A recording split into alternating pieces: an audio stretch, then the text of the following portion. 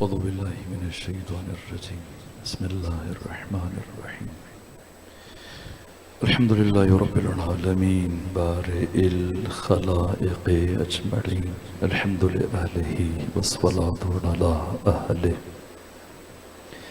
الصلاة والسلام على سيد الأنبياء والمرسلين العبد المؤيد الرسولنا المسدد المصطفى الأمجد الحبيب الأحمد النبي الأمي المكي المدني السراج المنير الكوكب الدري صاحب الوقار والسكينة المدفون بأرض مدينة سيدنا ونبينا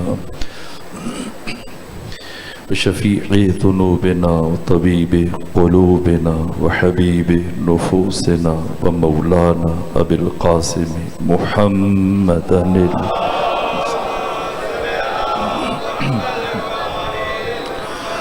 وأهل بيته الأطيبين الأطهرين الأنجبين المعصومين المظلومين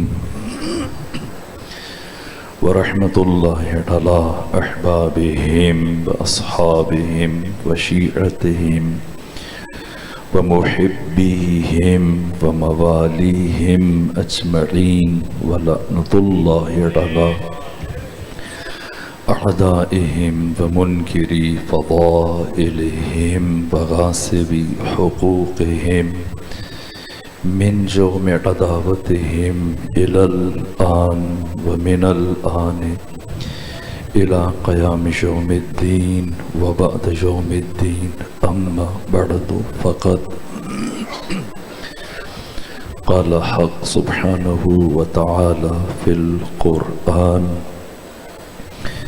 إن الله يأمر بالعدل والإحسان وإيتاء ذي القربى وينهى عن الفحشاء والمنكر والبغي يعظكم لعلكم تذكرون صلوات بچی خاندان فاطمہ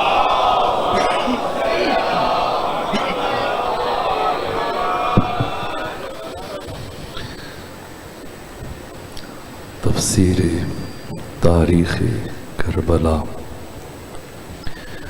سوال یہ کہ پوری امت مسلمہ میں جو سکوت رہا 60 ہجری میں جو سناٹا تھا، اس سکوت کو جس شخصیت نے توڑا وہ سرور و سالار شہیدہ امام حریت، امام عزت، امام غیرت، امام انقلاب حسین ابن علی علیہ آلاف التحیت والثناء۔ اگر حسین نہ اٹھتے تو جو کل کی گفتگو کی اختتام پہ عرض کیا، بنام دین جو کچھ بھی نہ ہوتا، دین جس شکل میں ہے، جس حیت میں ہے، جس انداز سے ہے، جس حد میں ہے، یہ سب صدقہ اور نتیجہ ہے نہضت حسینی اور امام حسین کی عظیم قربانی کا۔ سوال یہ ہے کہ ایسا کیوں ہوا کہ یزید تک نوبت پہنچی؟ اس بات کو میں نے کئی زاویوں سے پہلے اور سال گزشتہ بھی عرض کیا۔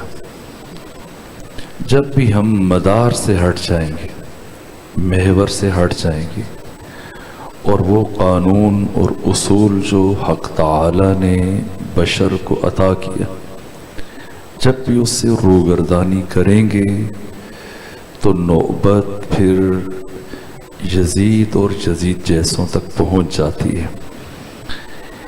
اب انسان سمجھ سکتا ہے کہ جناب سیدہ صدیقہ کبریٰ کے اقدام اور بی بی کے جہاد اور بی بی کی نہضت کا مقصد کیا ہے، کیوں اتنا اضطراب ہے؟ کیوں کبھی نہ گھر سے نکلنے والی فاطمہ دربار تک آئیں؟ اس لیے کہ بیوی یہ ملاحظہ کر رہی تھیں، یہ دیکھ رہی تھیں اپنی نگاہوں سے کہ آج جس نقطے سے امت کو منحرف کیا جا رہا ہے بالآخر یہ یزید تک پہنچے گا۔ اس فریاد کا مقصد یہ تھا، ایک ایک دروازے پر دستک دینے کا یہ مقصد تھا، جناب حمزہ کی قبر پر جا کر گریہ کرنے کا یہ مقصد تھا۔ خود بتایا سب سے بڑا المیہ جو رحلت رسول کے بعد وقوع پذیر ہوا وہ غدیر فراموشی ہے، یعنی 1,24,000 نبیوں کی محنتیں زیر سوال جا رہی ہیں۔ اس لیے جناب سیدہ گھر سے اس عالم میں چلی۔ کوئی انسان سوچ سکتا ہے، آپ اس زاویے سے دیکھیں کہ ایک خاتون جو اتنی زخمی ہے کہ اس کے لیے سانس لینا مشکل ہے۔ آپ میں سے جو احباب حج کے لیے تشریف لے کے گئے ہیں وہ جا کے دیکھیں، مدینے جائیں، مکہ جائیں، جب آپ جاتے ہیں زیارات کے لیے، اطراف کی زیارات کے لیے جا کے دیکھیں کہ کتنا فاصلہ ہے جناب حمزہ کی قبر کا۔ محلہ بنی ہاشم سے لے کر قبر حمزہ کا فاصلہ ذرا اگر خود گئے تو اپنے حافظے پہ زور ڈالیں، جو گئے ان سے پوچھیں، یہ جوان سرچ کریں کہ یہ کتنا فاصلہ ہے۔ اب بتائیں جس حالت میں ایک انسان کے لیے سانس لینا مشکل ہوتا ہے، ایک خاتون کس طرح گھر سے چل کر حمزہ کی قبر پہ پہنچتی، فریاد کر رہی، نوحہ پڑھ رہی۔ کیا نوحہ؟ ولایت کا نوحہ پڑھ رہی۔ اے حمزہ کاش آج آپ ہوتے تو حق اس طرح سے پائمال نہ ہوتا۔ اور جب جناب سیدہ بیٹھی ہیں حمزہ کی قبر کے قریب بیٹھ کر گریہ کر رہے، محبوب ابن لبید یہ اپنی بیوی کے ساتھ گزر رہا تھا، اور جیسے ہی دیکھا کہ فاطمہ زہرا قبر حمزہ پر بیٹھی ہیں تو بیوی کو آگے بھیجا، جاؤ نبی زادی سے سوال کرو کہ یہ جو کچھ دن پہلے دربار گئی تھی علی کے حق کے لیے، مجھے پوچھ کے بتاؤ کیا خلافت واقعاً علی کا حق ہے؟ بی بی کے پاس آئی یہ خاتون، سیدہ نے سنا تو تعجب سے فرمایا مگر کچھ شک ہے اس بات میں؟ تو اس نے بی بی سے کہا کہو، بی بی سے پوچھو دلیل کیا ہے؟ تو بی بی نے جو جواب دیا سمجھنا ہے غدیر کیوں، اب چونکہ بات جہاں سے شروع ہوئی اب میں اسے نکل نہیں پا رہا۔ تو بی بی نے فرمایا انسیتم الغدیر، کیا تم نے غدیر کو بھلا دیا؟ غدیر سے بڑی بھی کوئی دلیل ہے؟ حل ترک ابی یوم الغدیر عذرا لأحد، کیا میرے بابا رسول اللہ نے غدیر کے بعد کسی کے لیے کوئی عذر چھوڑا ہے؟ غدیر ناقابل فراموش ہے۔ اس نے تیسری مرتبہ اپنی زوجہ سے کہا جاؤ پوچھو، اگر خلافت علی کا حق ہے اور غدیر علی ابن ابی طالب کی خلافت پر دلیل ہے تو علی خود کیوں نہیں گئے؟ آپ کیوں گئی دربار میں؟ علی خود کیوں نہیں گئے؟ بی بی نے فرمایا کیا تم نے میرے بابا کی زبان سے یہ بات نہیں سنی تھی کہ علی ابن ابی طالب کی مثال اس امت میں مثل کعبہ ہے، کعبہ کبھی بھی لوگوں کا طواف نہیں کرتا، لوگوں پر واجب ہے کہ وہ کعبے کا طواف کرے۔ علی ایسا امام نہیں ہے کہ وہ لوگوں کے پیچھے دوڑنا شروع کر دے کہ تم مجھے مان لو، میں تمہارا خلیفہ ہوں، میں تمہارا حاکم ہوں، میں تمہارا امام ہوں۔ نہ، علی کو تمہاری ضرورت نہیں ہے، تمہیں علی کی ضرورت ہے۔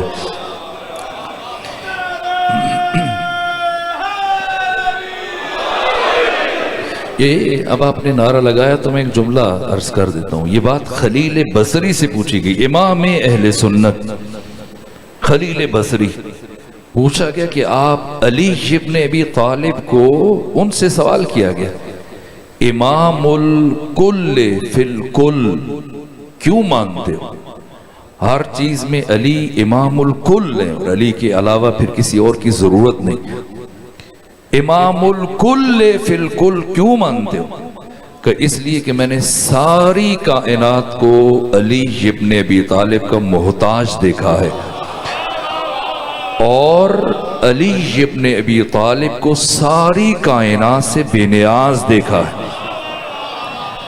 علی حق تعالی کی صمدیت کا مظہر تام، یہ علی ابن ابی طالب واقعاً اپنے اس جہت سے سنو تو میرا جی چاہتا ہے میں ایک اور جملہ عرض کر دوں۔ خود عام انسان بات کرے تو اس کا وزن نہیں ہے کوئی اٹھے۔ آج کتاب لکھنے کا طریقہ یہ ہے کہ 5 کتابیں پڑھی ہیں آپ کے گھر میں تو ان کو دیکھ دیکھ کے 6ٹھی کتاب تیار کر دیں۔ کچھ لوگ اس دنیا میں ایسے گزرے ہیں کہ 1000 سال پہلے کتاب لکھی ہے، آج بھی ان کی کتابیں زندہ ہیں، اور ان میں سے اس صف میں جو بڑی شخصیت ہیں وہ شیخ الرئیس ابو علی سینا، جن سے متعلق خمینی بت شکن نے یہ جملہ کہا کہ لم یکن لہ کفوا احد، کہ ائمہ اور انبیاء کے بعد کوئی عالم اس ہستی کا، اس شخصیت کا ہم پلہ اور برابر نہیں۔ یہ ابو علی سینا استاد، ناشناس، معلم، ایسا دانشور 1000 سال پہلے سید رضی کے معاصر ہیں، لیکن استاد کا منہ نہیں دیکھا۔ ایک دن استاد سے پڑھا، صرف ایک دن، وہ بھی باپ کے دوست تھے، بہت بڑے عالم تھے، پڑھانے گھر آئے، بیٹھے، انہوں نے کتاب کھول کے پڑھانا شروع کیا، 2-3 سطریں پڑھی تو انہوں نے استاد پر سوال داغ دیا کہ بتائیں استاد، تخلیق کائنات سے پہلے خدا کیا کرتا تھا؟ اب کائنات ہے، اس کا نظام ہے، خدا بارشیں برساتا ہے، رزق دیتا ہے، انسان خلق کرتا ہے، نباتات، جمادات، سورج، چاند، ستارے، کہکشائیں، نظام، یہاں تک کہ انسانوں سے ماورا، پھر باقی ملائک، یہ سب اب تو نظام ہے، خدا اس نظام کو ادارہ کر رہا ہے۔ جب کائنات نہیں بنی تھی تو تخلیق کائنات سے پہلے خدا کیا کرتا تھا؟ 80 سال عمر تھی استاد کی، یہ سنا کچھ دیر سوچتے رہو، جواب بن نہیں پایا۔ البتہ جواب مشکل نہیں تھا، تھوڑا اگر ذہن پہ زور دیتے تو جواب بہت آسان تھا کہ تخلیق کائنات سے پہلے خدا کیا کرتا تھا۔ کائنات کی تخلیق سے پہلے بھی اور اب بھی خدا محمد و آل محمد کو ان پر درود بھیجتا ہے۔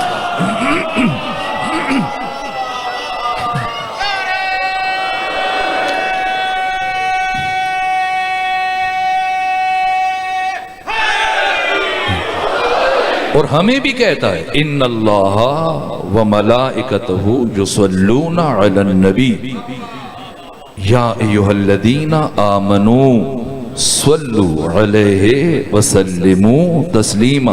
یہ عجیب آیت ہے، لیکن وقت نہیں کہ میں اس کی طرف بڑھوں، بہت تاخیر سے گفتگو شروع ہو رہی ہے، لیکن پھر میں چونکہ آپ نے کہا تو میرا جی چاہا کہ پھر ایک جملہ میں بھی عرض کر دوں۔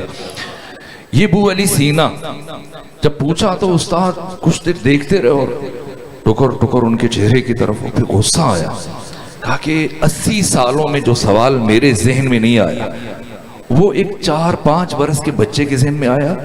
وہ غصہ آیا، وہ بچے کو پیٹنا شروع کیا کہ اس شاگرد استاد سے آگے نکل گیا، اور پھر روتے ہوئے اٹھے ہوئے استاد اور ابو علی سینا کے باپ سے کہا کہ میں اس بچے کو پڑھانے کی صلاحیت نہیں رکھتا، بس ایک دن۔ اس کے علاوہ ابو علی سینا ساری زندگی کسی استاد کے پاس نہیں گئے۔ استاد، ناشناس، معلم ابو علی سینا، اور کوئی علم نہیں چھوڑا جس میں ابو علی سینا نے کتاب نہ لکھی ہو۔ طب سے شروع کریں، فلسفہ میں چلے جائیں، منطق میں چلے جائیں، ریاضی میں چلے جائیں، ہندسہ میں چلے جائیں، حیات میں چلے جائیں، کوئی دنیا کے جتنے بھی علوم ہیں، معقولات میں، منقولات میں، ابو علی سینا ہر علم میں اپنا اثر چھوڑ کے گئے، اور صرف مسلمانوں میں نہیں۔ ان کی کتاب طب ہے، اشارات ہے، یہ ان کی لکھی ہوئی کتابیں آج دنیا میں مختلف زبانوں میں ترجمے ہوئی، پڑھی جا رہی ہیں، پڑھائی جا رہی ہیں، زندہ ہیں۔ ورنہ کتاب آج لکھی جائے تو انسان اس کو دیکھ کے رکھتا ہے اور دوبارہ نہیں اٹھاتا، لیکن ایسی کتابیں لکھ کے گئے کہ 1000 سال گزرنے کے باوجود زندہ ہیں۔ اب وزن کریں، یہ ابو علی سینا، جب ان سے کسی نے پوچھا کہ ابو علی سینا یعنی وہ شخصیت کے جن سے متعلق ان کے شاگرد شہریار نے کہا کہ اگر آپ نبوت کا دعویٰ کریں تو سب سے پہلے میں آپ پر ایمان لے کے آؤں گا۔ یہ ابو علی سینا ایک غیر معمولی شخصیت ہے، نابغہ ہیں بشریت کی۔ ان سے کسی نے پوچھا ابو علی سینا آپ ہمیں علی ابن ابی طالب سے متعلق کچھ بتائیں، اور کیا بتاؤں؟ کیا جواب دیا؟ کیا بتاؤں؟ علی کی حیثیت اس ساری کائنات میں وہی ہے جو محسوسات کے درمیان، یہ جو حس ہے نا، حس، یہ حواس خمسہ، یہ شامہ، ذائقہ، باصرہ، لامسہ، یہ جو آپ دیکھتے ہیں، سنتے ہیں، چکھتے ہیں، لمس کرتے ہیں، اور ان حواس خمسہ کے ذریعے سے جو چیز آپ کے لیے مجہول سے معلوم بن جاتی ہے، یہ حسی چیزیں، یہ محسوسات ہیں۔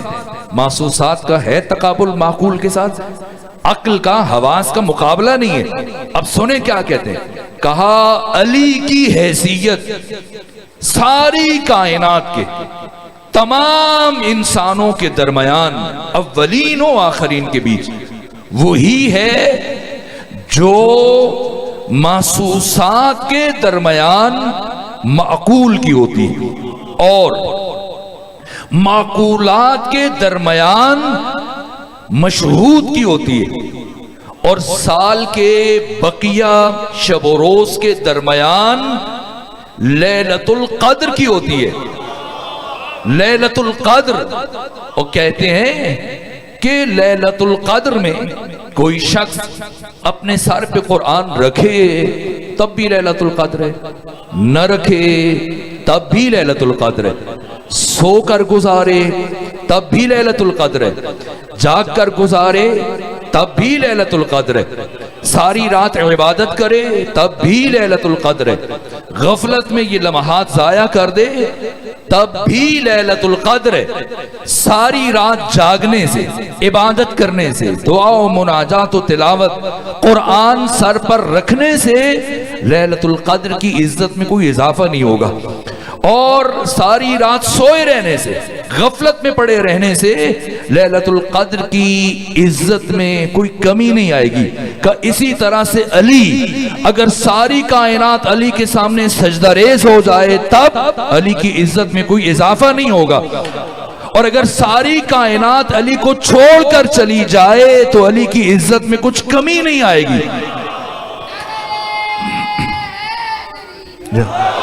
علی لیلۃ القدر ہیں، علی بے نیاز ہیں، بشر کو علی کی ضرورت ہے، لیکن علی کو چھوڑ کر، علی کو نظر انداز کر کے، غدیر کو فراموش کر کے لوگ سقیفہ میں پہنچے۔ میں تفصیلی گفتگو اور باقی زاویوں سے لیکن تاخیر سے شروع ہوئی تو پھر میں چاہتا ہوں کہ یار مختصر بات کروں اور کل تفصیلی بات کریں گے، لیکن آج کی حد تک بس میں چند جملے اور عرض کروں۔ یہ غدیر، اور غدیر میں یہ انتخاب خدا نے کیا، اور سقیفہ میں وہ انتخاب افراد نے کیا۔ کس نے کیا؟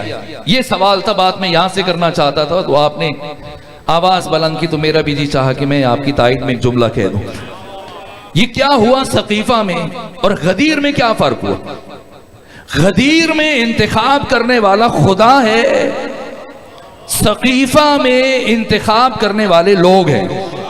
اب ہمت بڑھائیں تو عرض کروں، کون لوگ ہیں جنہوں نے سقیفہ میں انتخاب کیا؟ اگرچہ جیسے بھی ہوا، یہ جائے بحث ہے کہ سقیفہ میں انتخاب کیسے ہوا۔ 35 ہجری میں جس طرح سے علی کا انتخاب ہوا، ایسا کسی کا انتخاب نہیں ہوا۔ علی الہی خلیفہ بھی ہیں، جمہوری خلیفہ بھی ہیں۔ علی فارم 45 کے مطابق بھی خلیفہ ہیں، فارم 47 کے مطابق بھی خلیفہ ہیں۔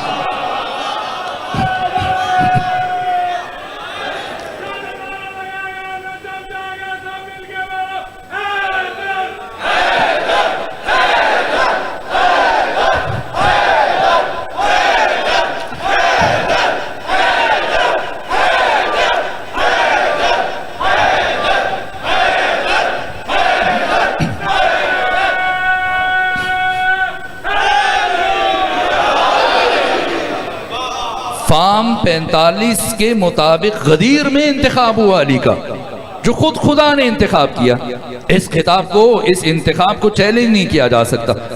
اور پھر 35 ہجری میں، یعنی 25 سال گزرنے کے بعد دوبارہ امیر المومنین کا پھر سے انتخاب ہوا، اور یہ عوامی انتخاب ہے۔ اور آپ دیکھ لیں باقی 3 جس طرح سے حکومتیں برقرار ہوئیں، اور علی ابن ابی طالب علیہ السلام کی جو میں کیوں عرض کروں، عبد الفتاح عبد المقصود مصر کے مایاناز عالم ہیں، اہل سنت عالم ہیں، اور پہلی بیعت سے متعلق تفصیلی کتاب تحریر کی کہ کیسے بیعت ہوئی۔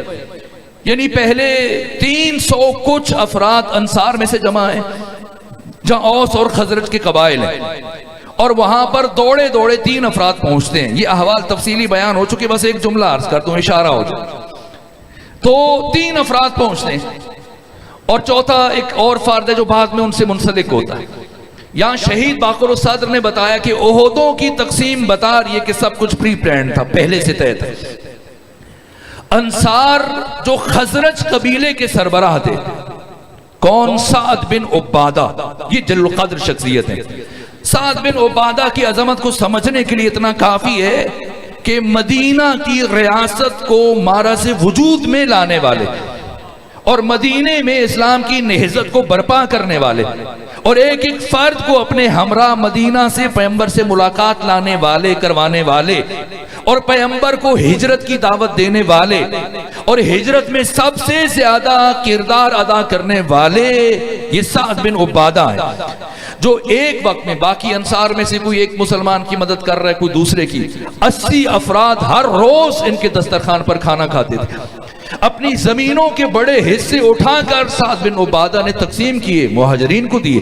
اس حد تک قائل کیا انصار کو کہ اگر کسی کی 2 بیویاں، ایک کو طلاق دو اور ایک مہاجرین میں سے ایک کو دو، اس حد تک قربانی۔ یہ جناب سعد بن عبادہ، ان کا انتخاب ہو رہا ہے۔ البتہ سیدہ نے بعد میں سعد بن عبادہ سے شکوہ کیا کہ آپ نے ایسا کیوں کیا۔ اب انصار سے متعلق جو خطبہ ہے نہج البلاغہ میں مولا متقیان کا، وہ کبھی عرض کروں گا۔ تو انہوں نے کہا بی بی ہم نے صرف یہ دیکھا کہ حق آپ تک نہیں پہنچے گا، چلیں کم سے کم ہم اس کو اپنی تحویل میں لے لیں۔ اور یہاں پہ جو افراد پہنچ رہے ہیں، کتنوں نے بیعت کی اور کیسی بیعت ہوئی ہے؟ عبد الفتاح عبد المقصود نے اس بیعت کا احوال جو لکھا ہے، جو سقیفہ کے اندر ہوا، میں بیان کر کے جا چکا۔ جب نکل رہے، جو بھی راستے میں مل رہا ہے، چونکہ چند افراد اب ادھر سے اگر 200 300 400 افراد اٹھیں راستے میں، یہ ملتان کی گلیوں میں سے گزر رہے ہیں، اور سامنے سے کوئی ایک آ رہا ہو، ہاتھ پکڑ کے رکھیں، اور جب وہ ہاتھ رکھ لے، بھائی کیا ہو رہا ہے؟ بیعت ہو رہی ہے۔ اور اس سے یہ کہا جاتا کہ چونکہ تو نے بغیر جبر اور اکراہ کے بیعت کر لی ہے، اب تم اگر بیعت شکنی کے معاملے میں محتاط ہو جانا۔ اور اس ترتیب سے یہ سلسلہ آگے بڑھایا گیا۔ یعنی اس پر خود بہت مولانا مودودی نے بھی تحریر کیا ہے، باقی علماء نے بھی لکھا ہے، اس لیے اسے ایک جملہ بھی مزید کہنا اضافی سمجھتا ہوں۔ اور پھر بعد میں کیا ہوا؟ ایک شخصیت زخمی ہوئی، انہوں نے پھر دوسرے کا انتخاب کر دیا، اور پھر انہوں نے جاتے ہوئے دوسرے کا، ہوش میں نہیں تھے، بیمار تھے، غش کی کیفیت میں، اور پھر پاس میں ایک صاحب بیٹھے تھے تو وصیت لکھوا رہے تھے، غشی کے عالم میں۔ یعنی پیغمبر اگر معمولی بخار میں ہو، ان کو ہذیان ہو رہا ہے، تو پھر اس ملا کو وہ نبی ہو کے ان سے متعلق کہا جا رہے ہذیان ہو گیا، تو یہ غشی کی حالت میں کہیں تو وہ پھر ٹھیک ہے۔ یعنی عجیب معیارات، رسول کی عصمت زیر سوال ہے، لیکن باقی افراد جو عام خطاکار افراد ہیں، ان کی بات حجت رکھتی ہے رسول کی بات پر۔ یہ ایک عجیب المیہ ہے، یعنی یہ شخصیت رسول کی مظلومیت ہے۔ لیکن جو میں جملہ عرض کرنا چاہتا ہوں، 25 سال کے بعد پہلی مرتبہ جو عوامی انتخاب ہوا ہے، وہ علی ابن ابی طالب علیہ السلام کا، جتنے بھی بدری صحابہ تھے سب کے سب نے علی ابن ابی طالب کے ہاتھ پر بیعت کی، کوئی بھی نہیں بچا۔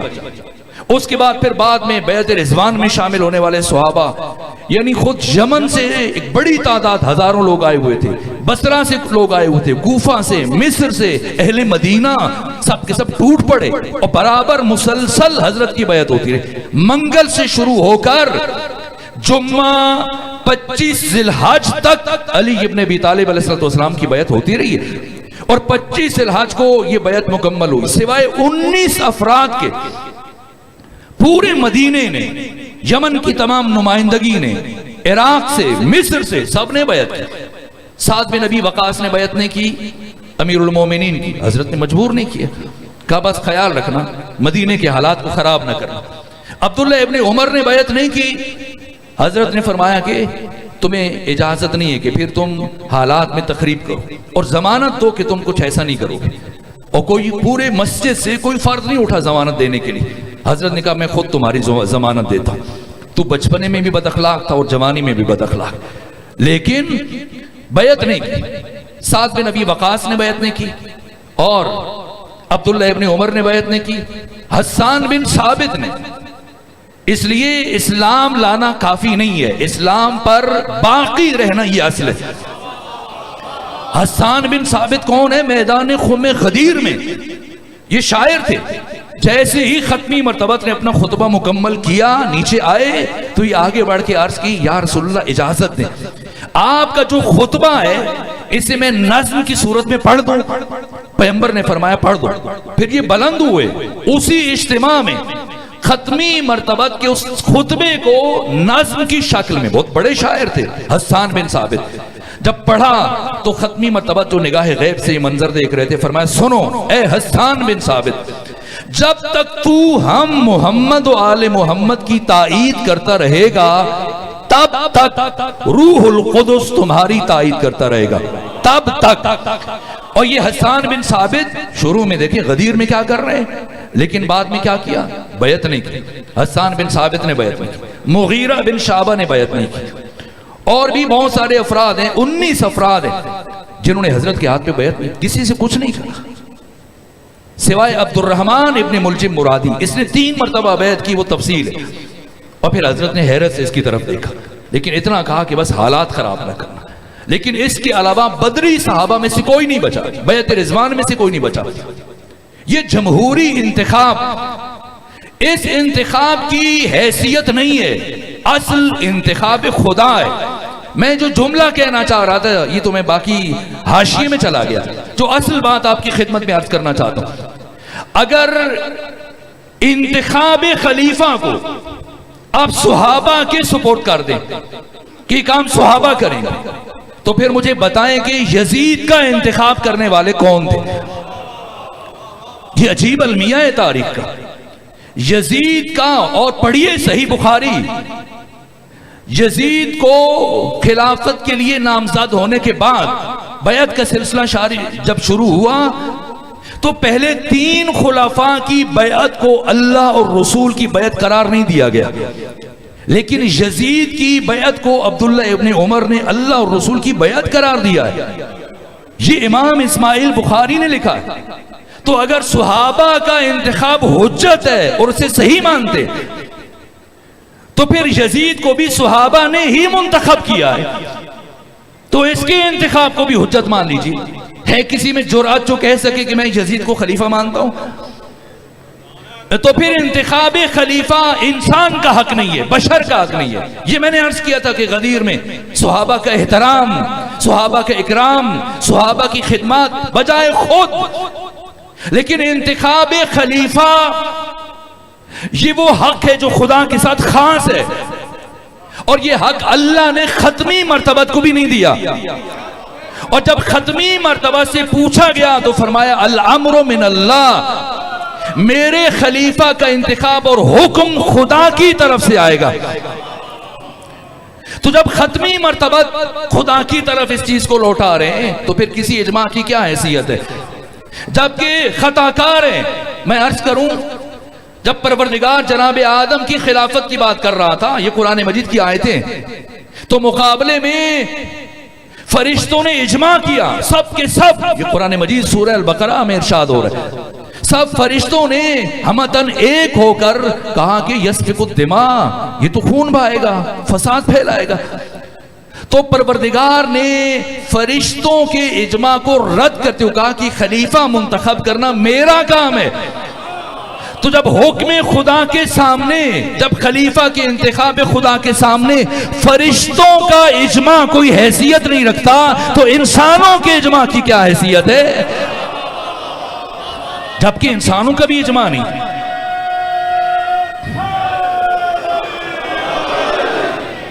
معیار ہے، معیار، شاخص، اللہ نے محمد و آل محمد کو معیار قرار دیا ہے، علی کو معیار قرار دیا، حسن و حسین کو معیار قرار دیا۔ ان اللہ یامر بالعدل، اللہ تمہیں علی کا حکم دیتا ہے، والاحسان، اللہ تمہیں فاطمہ کا حکم دیتا ہے، وایتاء ذی القربی، اللہ تمہیں حسن اور حسین کا حکم دیتا ہے، وَيَنْهَا عَنِ الْفَحْشَاءِ وَالْمُنْكَرِ وَالْبَغْيِ، اور جو بدبخت ان کے مقابلے میں آ جائیں پروردگار تمہیں منع کر رہے ہیں، ان سے دور ہو جاؤ۔ ان پر چھوڑو گے تو پھر کسے مانو گے؟ پھر کہاں پہنچو گے؟ یہ عمرو بن حجاج زبیدی کون ہے؟ عمرو بن حجاج زبیدی کون ہے؟ یہ کیا صحابی نہیں ہے؟ صحابی ہے۔ عمرو بن حجاج زبیدی، آج 7 محرم ہے، کیا ہوا آج کے دن؟ آج کے دن حسین اور حسینیوں پر پانی بند ہوا۔ جا کے مقتل کی اور سیرت اور تاریخ کی کتابیں پڑھیں اور پڑھیں کہ جریر طبری نے کیا لکھا ہے، کس نے پانی بند کیا، اور 8000 افراد جو شط فرات پر پہرا دے رہے تھے، ان کا سرپرست کون تھا؟ یہی عمرو بن حجاج زبیدی تھا۔ کس کو معیار قرار دیں گے؟ معیار محمد و آل محمد ہے، شاخص محمد و آل محمد ہے۔ اس لیے پیغمبر نے فرمایا ابو ذر، اگر علی دنیا کی ایک طرف چل رہا ہو اور باقی ساری کائنات دوسری سمت جا رہی ہو تو علی کے پیچھے چلنا، چونکہ حق ادھر ہے جدھر علی جا رہے ہیں۔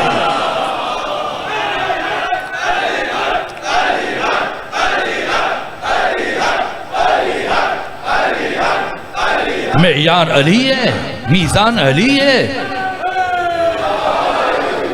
وقت کم ہے، میں اس لیے تھوڑا دقت سے ہوتی ہے وہ بات اس طرح سے نہیں عرض کر پا رہا، اور کل وقت سے شروع ہوگی بات تو پھر بڑھائیں گے، اب میں اختصار کی طرف کروں۔ اسی لیے ابو العلا مودودی نے کیا خوبصورت جملہ کہا ہے، جماعت اسلامی کے بانی ہیں سید ابو العلا مودودی۔ کہاں یہ سوال کیا جاتا ہے کہ جب سب نے بیعت کر لی تو حسین نے بیعت کیوں نہیں کی؟ عجیب، واقعی خوبصورت بات ہے، جتنی دہرائی جائے کم ہے کہ جب سب نے بیعت کر لی تو حسین نے بیعت کیوں نہیں کی؟ کہ بات غلط کر رہے ہو، جب حسین نے بیعت نہیں کی تو سب نے کیوں بیعت کی ہے؟ اس لیے کہ پروردگار نے معیار حسین ابن علی کو قرار دیا ہے۔ معیار علی ہے، معیار فاطمہ ہے، معیار حسن ہے، معیار حسین ہے۔ اگر حسین گھر چھوڑ رہے ہیں اس کا مطلب یہ کہ اب پوری امت پر لازم تھا کہ حسین کے ساتھ چل پڑے۔ بعد میں 3 سال بعد تو ہوش آیا ہے، 10,000 صحابی قتل ہوئے 63 ہجری میں، لیکن حسین کے ساتھ تو نہیں گئے، اور حسین کے ساتھ نہ جانے کا یہ انجام بعد میں جب واقع حرہ ہوا اور جب لشکر کشی کی یزید نے کتنے صحابی مارے گئے، 10,000 صحابہ قتل ہوئے مدینہ میں، اور بعد میں یہ مرحوم سلطان باہو نے کہا نا، جے کر مندے بیعت رسولی اتے حسین دے مردے ہو۔ جب حسین قیام فرما رہے ہیں پھر کسے حق کے گھر میں بیٹھے اور نہیں چلے ساتھ تو کیا ہوا؟ یہ تمام مورخین نے لکھا ہزاروں کی تعداد میں ناجائز اولادیں پیدا ہوئی۔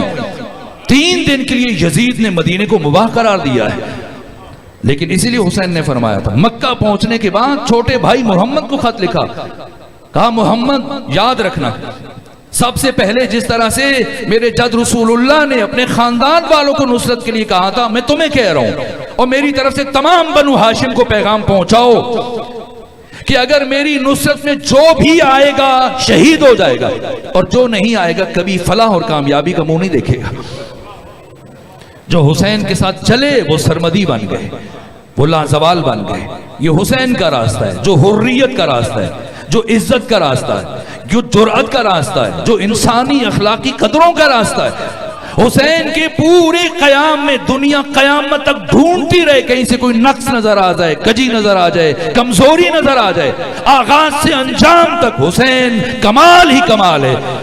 مدینے سے شروع کریں، مکہ آ جائیں، مکہ سے شروع کریں، 22 مقامات پر حسین رکے۔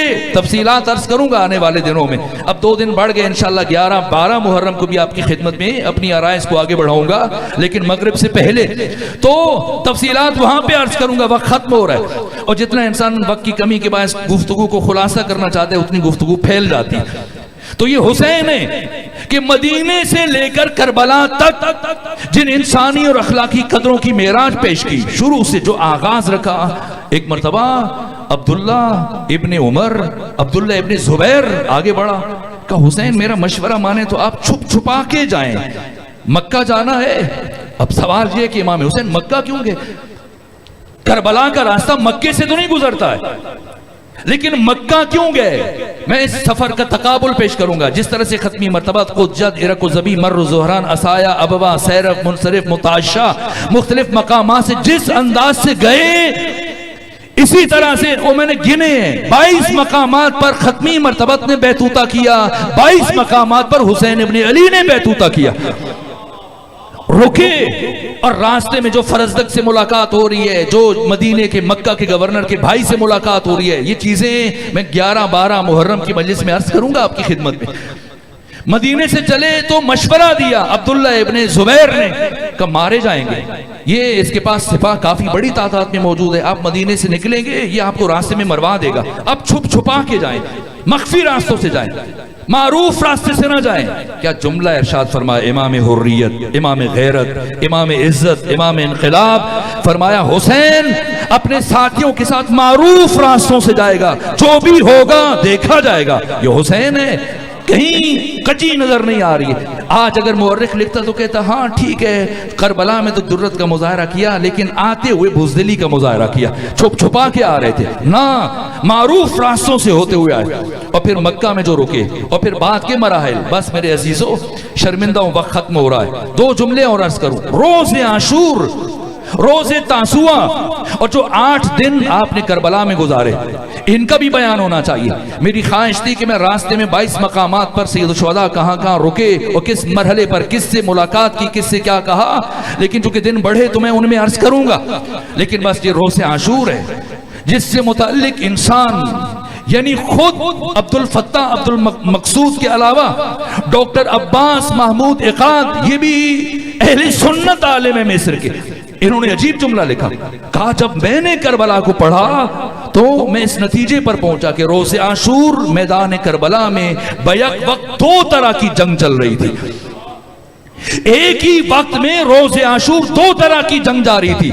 ایک جنگ لشکر حسین اور لشکر عمر ابن سعد کے درمیان، اور دوسری جنگ خود حسین کی ذات کے اندر، حسین کی صفات کے درمیان چل رہی تھی۔ حسین کا علم، حسین کا زہد، حسین کی بصیرت، حسین کی شجاعت، حسین کی جرأت اظہار، ہر وصف میں حسین کوشش میں تھا کہ دوسرے سے آگے نکل جائے۔ علم چاہتا تھا معرفت سے آگے بڑھ جائے، معرفت چاہتی تھی عبادت سے آگے بڑھ جائے، عبادت چاہتی تھی شجاعت سے آگے بڑھ جائے، شجاعت چاہتی تھی جرأت اظہار سے۔ ہر وصف پورے اور عروج پر، اوج پر، معراج پر، یہاں تک کہ روز عاشور کیا کیا مراحل ہیں، یعنی جود اور عطا اور شجاعت کیا ہے۔ واقعاً انسان سوچ سکتا ہے، شہید مرتضیٰ مطہری کہتے ہیں انسان جب بہت زیادہ اس پر مصیبتیں آتی ہیں، پریشانی آتی ہیں، جھنجھلا جاتا ہے، اور ایسی کیفیت ہو جاتی ہے یا تو آپے سے باہر ہو جاتا ہے، اول فول کہنا شروع ہو جاتا ہے، یا پھر حواس باختہ ہو جاتا ہے، یا پھر چپ ساتھ لیتا ہے۔ لیکن آج عقلاء عالم حیران ہیں، مستشرقین، غیر مسلم محققین جو کربلا پر لکھ رہے ہیں اور قلم اٹھا رہے ہیں، وہ ایک ایک بات پر گھٹنے ٹیکے ہوئے یعنی خود حیران ہے کہ حسین ہے، ان حالات میں بھی کہیں پر معمولی کمزوری کا مظاہرہ نظر نہیں آتا۔ اور کیا اقدام حسینی ہے، صبر حسینی، علم حسینی، شجاعت حسینی، معرفت حسینی، کلام حسینی، عبادت حسینی، آپ کا کلام، آپ کا انداز، آپ کی روش، آپ کی رفتار، روز عاشور۔ میں شرمندہ ہوں، میں شروع سے ہی بات مختصر کرنا چاہ رہا تھا لیکن گفتگو تاخیر سے، مجھے احساس ہوتا ہے چھوٹے بچے ہیں، رات میں آرام کرنا ہوتا ہے، صبح میں مصروفیات ہیں، اسکول جانا ہے، کالج جانا ہے، بڑوں نے اپنی کام ذمہ داریاں ادا کرنے، اور میں چاہ رہا تھا جب بیٹھا، لیکن پھر مجھے شرمندگی محسوس ہوئی کہ نہیں کچھ نہ کچھ بیان ہو جائے۔ تو کل اگر گفتگو وقت پہ شروع ہوئی تو میں انشاءاللہ بالتفصیل ان مطالب کو عرض کروں گا۔ آج میں شرمندہ ہوں، میں کچھ مطالب عرض نہیں کر سکا، تو معاف فرمائیں گے، اس لیے کہ باقی چیزوں میں کمی کی جا سکتی ہے لیکن ان دنوں میں اب مصائب میں کمی نہیں کی جا سکتی، اس لیے کہ کچھ ذوات وہ ہیں کہ جو یہاں پر اسی مقصد کے لیے آتے ہیں، ان آنسوؤں کو جمع کرنے کے لیے آتے ہیں، اس لیے کہ ان آنسوؤں کی قیمت صرف حسین ابن علی کی مادر گرامی فاطمہ زہرا جانتے ہیں۔ میں نے پڑھا آیت اللہ خوئی نے اس بات کو روایت کیا، کہا کہ آقا حسین کی ولادت کے موقع پر ختمی مرتبت نے گریہ کیا تو جناب سیدہ پریشان ہوئے کہ بابا آپ میرے بیٹے کی ولادت پر خوش نہیں ہیں؟ تو کہا بہت خوش ہوں کہ میرے مقصد کو بڑھانے اور بچانے والا آیا۔ کہ پھر گریہ کیوں کر رہے ہیں؟ کہ گریہ اس لیے کہ مجھے جبرائیل نے خبر دی ہے کہ ایک دن میرے اسی بیٹے کو کربلا کے میدان میں 3 دن کا بھوکا اور پیاسا شہید کر دیا جائے گا۔ بی بی نے تڑپ کر پوچھا، کہا بابا جان کیا آپ اس وقت موجود ہوں گے؟ جواب دیا میں موجود نہیں ہوں گا۔ کہا امیر المومنین ہوں گے؟ وہ بھی نہیں ہوں گے۔ کہا میں زندہ ہوں گی؟ کہا آپ بھی نہیں ہوں گی۔ کہا میرا بیٹا حسن ہوگا؟ کہا وہ بھی نہیں ہوں گے۔ کہا پھر میرے بیٹے کے غم میں کون روئے گا، کون آنسو بہائے گا؟ تو پیغمبر اسلام نے فرمایا کہ پروردگار تیرے بیٹے کی شہادت کے بعد ایک قوم کو پیدا کرے گا جس کے جوان اس کے جوانوں کو روئیں گے، جس کی خواتین ان کی خواتین کو روئیں گی، جن کے بچے بچوں کو روئیں گے۔ کیا جملہ کہا سیدہ زہرا نے، یہ سن کر کہا بابا میں وعدہ کرتی ہوں جب پروردگار مجھے جنت میں جانے کا حکم دے گا تو میں اس وقت تک جنت کے دروازے پر کھڑے ہو کر انتظار کروں گی جب تک کہ میرے حسین کا آخری زائر جنت میں داخل نہیں ہو جاتا۔ ان آنسوؤں کی قیمت کے لیے اب فاطمہ زہرا تشریف فرما، اس لیے عرض کر رہا ہوں کہ اب باقی گفتگو چھوڑی جا سکتی ہے لیکن مصائب میں کمی کرنا مجھے گوارا نہیں ہے۔ اور اب میں کس کا ذکر کروں؟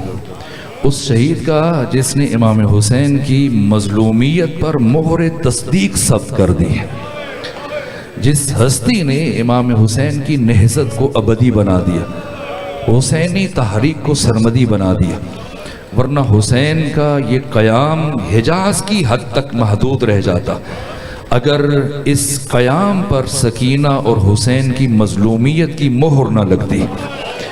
ان 2 بچوں نے مل کر حسین کی اس نہضت کو ابدی بنا دیا، لازوال بنا دیا۔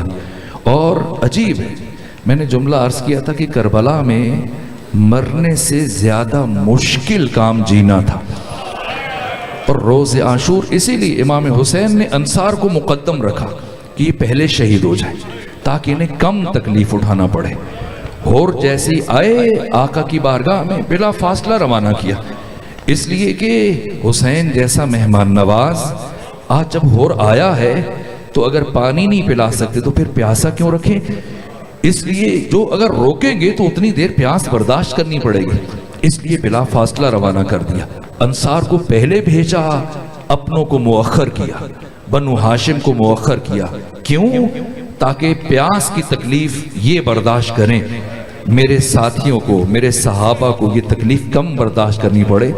لیکن کم سے کم یہاں پہنچ کے میں سوچتا ہوں کہ جب بنو ہاشم کی قربانیاں پیش ہوئیں تو ان میں علی اصغر کی قربانی کو سب سے پہلے کر دیتے، سب سے پہلے علی اصغر کو روانہ کر دیتے، اس لیے کہ علی اصغر کی کیفیت تاسوعہ سے 9 محرم سے یہ تھی کہ اپنی زبان بہت مشکل سے اپنے لبوں پر پھیرتے تھے، یہاں تک کہ جس طرح سے مچھلی تڑپتی ہے وہ کیفیت 9 محرم سے شروع ہو چکی تھی۔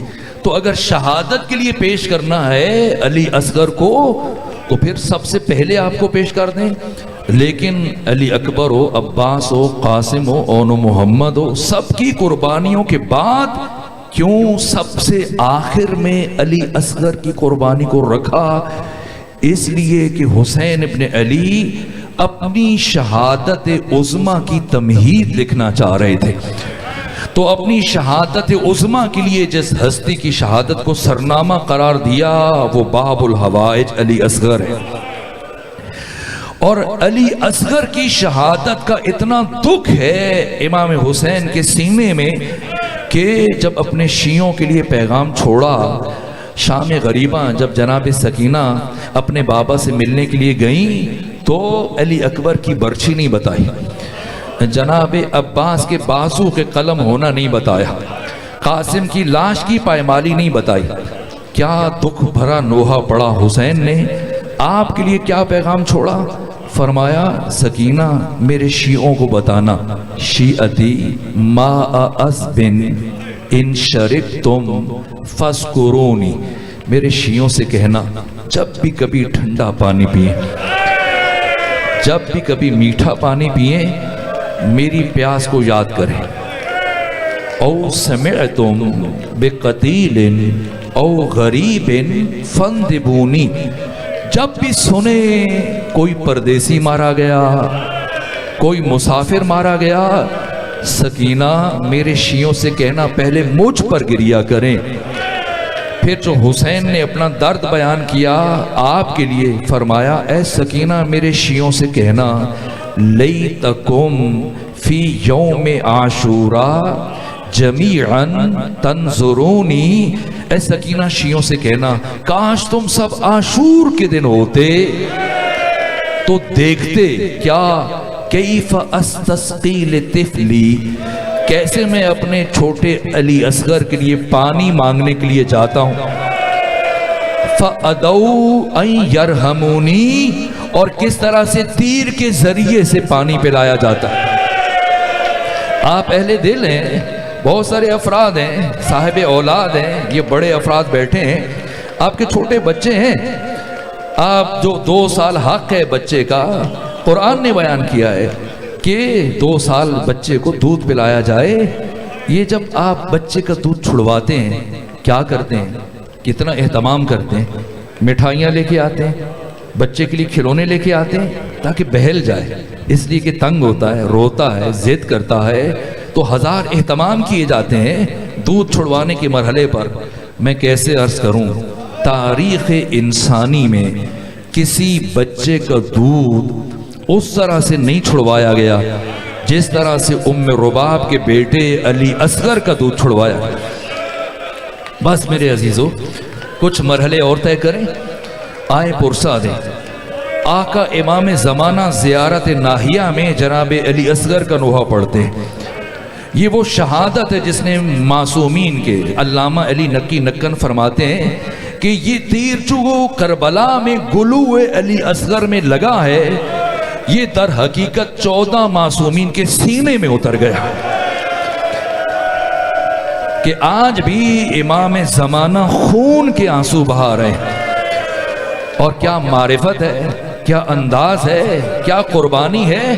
روز عاشور جب آقا نے میدان کربلا میں صدا استغاثہ بلند کی، حل من ناصر ینصرنا، حل من مغیث یغیثنا، حل من داب یذب عن حرم رسول اللہ، کہیں سے کوئی آواز نہیں آئی، لیکن کچھ لمحوں کے بعد خیام کی طرف سے گریے کی آوازیں بلند ہوئی۔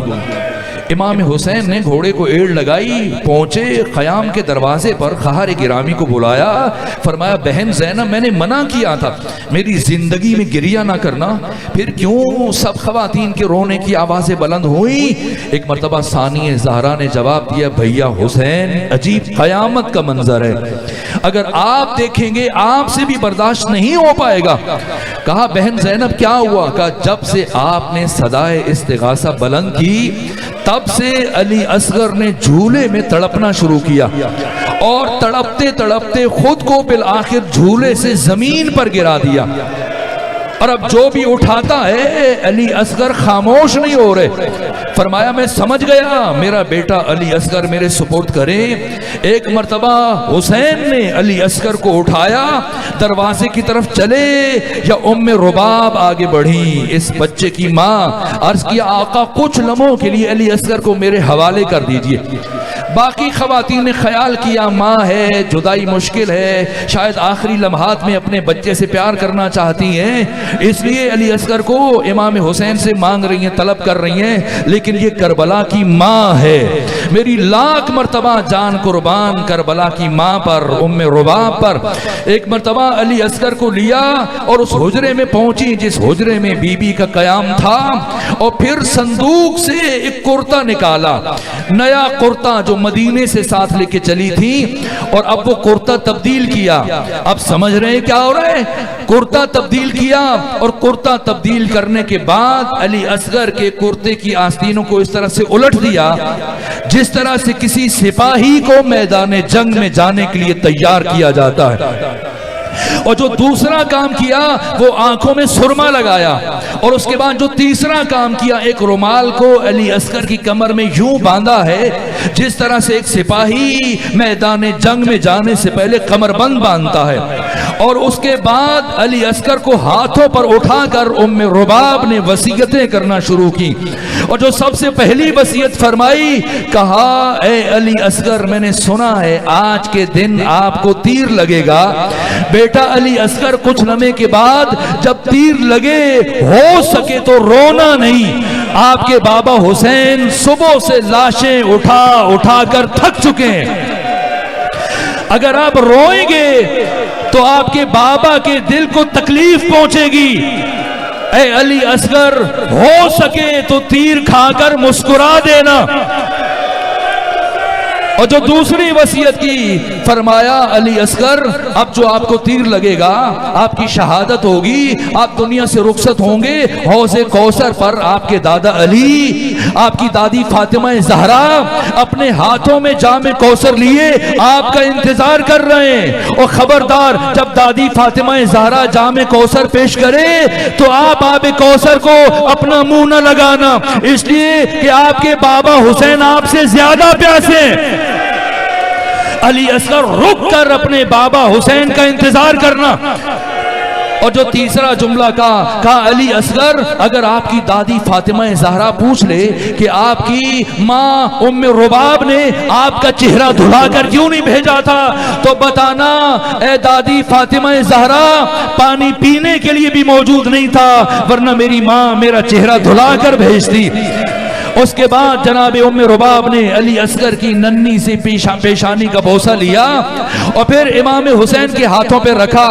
امام حسین آئے میدان کربلا میں اور اس کے بعد خطاب فرمایا کہ جنگ ہے تو میرے ساتھ ہے، دشمنی ہے تو میرے ساتھ ہے، اس 6 مہینے کے بچے نے تمہارا کیا قصور کیا ہے، اسے کم سے کم 2 گھونٹ پانی کے پلا دو۔ ایک مرتبہ عمر ابن سعد نے ایک ایسی شرط رکھی، سوچا کہ ایسی شرط کہ جو کبھی پوری نہیں ہو پائے گی، کہا اے حسین تو اس بچے کے توسط سے خود پانی پینا چاہتا ہے اس لیے ہم پانی نہیں دیں گے، لیکن اگر یہ بچہ ایک خود پانی مانگ لے، اپنی زبان سے پانی طلب کر دے تو ہم پانی دے دیں گے۔ سوچا یہ 6 مہینے کا بچہ کیسے بات کرے گا، لیکن علی اصغر حسین ابن علی کی روحانیت کا وارث، ایک مرتبہ حسین نے علی اصغر کو اپنے ہاتھوں پر بلند کیا اور علی اصغر نے اپنا رخ لشکر اشقیاء کی طرف کیا، پہلے خشک ہونٹوں پر اپنی زبان پھیرنا شروع کی اور پھر آہستہ آہستہ آواز بلند ہوئی، العطش العطش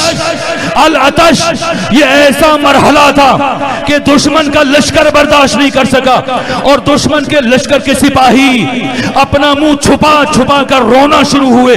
ایک مرتبہ عمر ابن سعد پریشان ہوا، میرے لشکر کی حالت بدل رہی ہے۔ ایک مرتبہ جب کچھ سمجھ نہ آیا، کہا ہرملا اقطع کلام الحسین، ہرملا میرے لشکر کی حالت بدل رہی ہے، جلدی کرو حسین کے کلام کو قطع کرو۔ ایک مرتبہ ہرملا نے تیر اٹھایا اور کمان میں تیر چڑھایا، یہ 6 شعبہ تیر جس کا وزن بہرحال علی اصغر کے وزن سے بہت زیادہ تھا۔ ادھر تیر چلا، ادھر علی اصغر تک پہنچا۔ کیا ہوا؟ صاحب دمت الثاقبہ نے لکھا ہے فَذَبَحُوا مِنَ الْأُذُنِ إِلَى الْأُذُنِ، اس تیر نے علی اصغر کو ایک کان سے دوسرے کان تک ذبح کر دیا۔ ایک مرتبہ حسین نے علی اصغر کو اٹھایا، علی اصغر کے خون کو چہرے پر ملا، پلٹ کر آئے، علی اصغر کی لاش لے کر خیمے تک پہنچے ہیں۔ ایک مرتبہ کوشش کی خیمے کے اندر جائیں، پھر خیال کیا کوئی بی بی مر جائے گی۔ 7 مرتبہ حسین آگے بڑھے، 7 مرتبہ حسین پیچھے ہٹے، پھر یہ خیال کر کے کوئی بی بی برداشت نہیں کر پائے گی، اس شہید کی ماں تحمل نہیں کر پائے گی۔ علی اصغر کو اٹھایا، خیام کی پشت پر آئے، اپنی تلوار سے ایک مرتبہ قبر کھودنا شروع کی، اور جب قبر کھود چکی اب علی اصغر کو کربلا کی گرم ریت پر لٹایا، پاؤں کی طرف سے ریت ڈالنا شروع کی، یہاں تک کہ ریت ڈالتے ڈالتے جب حسین سینے تک پہنچے، گلوئے اطہر تک پہنچے، اب حسین جیسا امام ہے اور سوچ میں پڑے ہیں کیسے علی اصغر کے چاند جیسے چہرے پر خاک ڈالے۔ حسین سوچ رہے، یا اچانک ایک ہاتھ حسین کے کندھوں پر پڑا۔ حسین نے پلٹ کر دیکھا، ام رباب کھڑی، دست ادب جوڑے، یہ کہہ رہی ہیں آقا حسین آپ جا کر میدان کربلا میں اپنے ادھورے کام کو مکمل کیجئے، اس کام کو آپ کی کنیز ام رباب انجام دے گی۔